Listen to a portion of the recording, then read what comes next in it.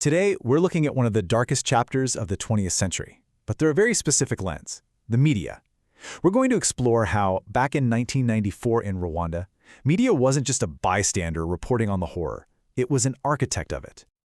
Okay, let's just dive right in with a quote that, wow, it cuts right to the heart of the matter. The historian Jean-Pierre Chrétien said this, and it's just a brutal, chilling summary. Two tools, the radio and the machete. One gave the orders and the other carried them out. You've got to understand, this wasn't just propaganda from a distance. This was real-time instruction from mass murder, broadcast directly into homes and onto street corners. Now look, the idea of using media to shape what people believe and push them to action, that's not new, not at all. What happened in Rwanda, though, was a horrifyingly effective, modern execution of a really old strategy, weaponizing information to exploit our own psychology. And you can see this pattern pop up again and again throughout history. I mean, think about it. Back in the 15th century, Gutenberg's printing press, this incredible revolutionary technology, it helped fuel the religious wars that tore Europe apart. Fast forward to the 1930s, Nazi Germany absolutely perfected radio propaganda to tighten its grip on power and, of course, to dehumanize its enemies. And then you see the culmination in 1994 in Rwanda, where hate radio becomes a direct operational tool of genocide.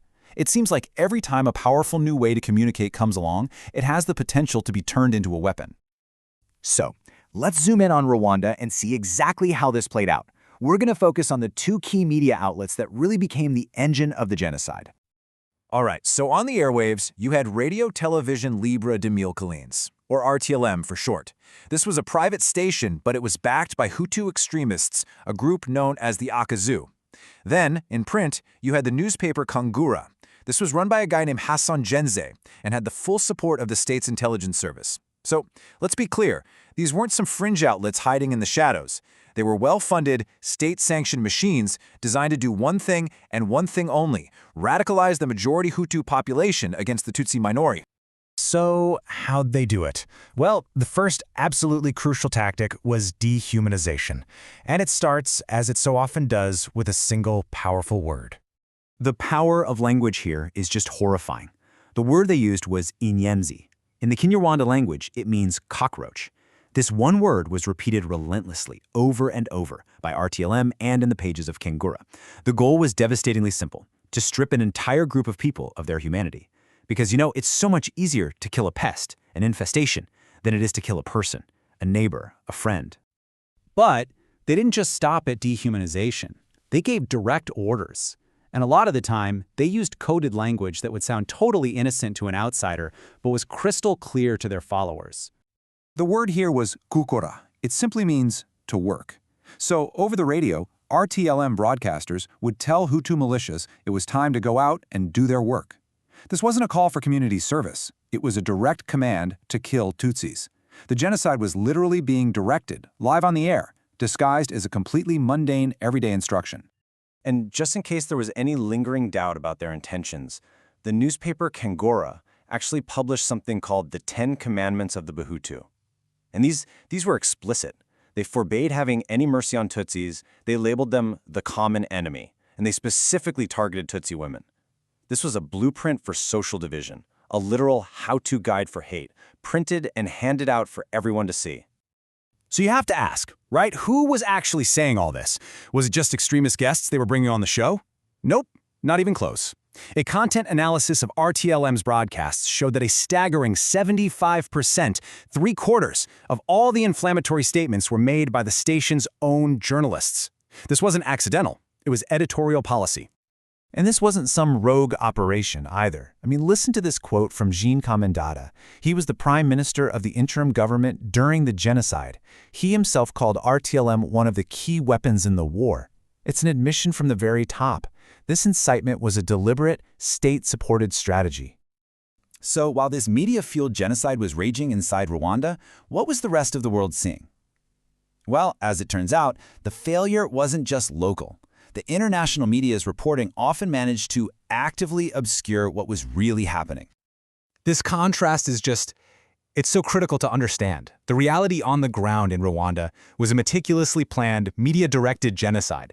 But the story the world was being told, it was a story of ancient tribal hatreds, spontaneous chaos, and civil war. These weren't just descriptions, they were cliches, and they were not only wrong, they were dangerous, because they suggested that the violence was somehow inevitable and uncontrollable, which gave the international community a perfect excuse to do nothing. And this chart really puts the world's diverted attention into stark relief. During those crucial spring months of 1994, major U.S. television networks gave more airtime to the O.J. Simpson trial than they did to the systematic murder of over 800,000 human beings. The story was there to be told, but the cameras were all pointed somewhere else. After the killing finally stopped, the world had to grapple with a brand new, terrifying question. Can words alone be considered a weapon of mass murder? The answer would come from an international tribunal. So, the International Criminal Tribunal for Rwanda, the ICTR, delivered a verdict that was absolutely groundbreaking. Let's just break down what it established. 1, it ruled that yes, media can be a direct tool for committing genocide. 2, it held media executives and journalists personally accountable for the stuff they broadcast. And 3, and this set a huge precedent, it defined the systematic rape that the media had incited as a crime against humanity. For the very first time in history, journalists and media bosses were actually convicted for their role in a genocide. So why does all of this matter right now, today? Because the tactics, the strategies used in Rwanda, they echo all around us in our modern world. The tools have changed, sure. It's not just radio and print anymore, it's algorithms and social media, but the goal is often exactly the same. Which leads us, of course, to this critical question. That psychological playbook, creating fear, systematically dehumanizing a group of people, building that intense us versus them narrative, it's still very much in use, all around the world, and it's being accelerated by our current technology.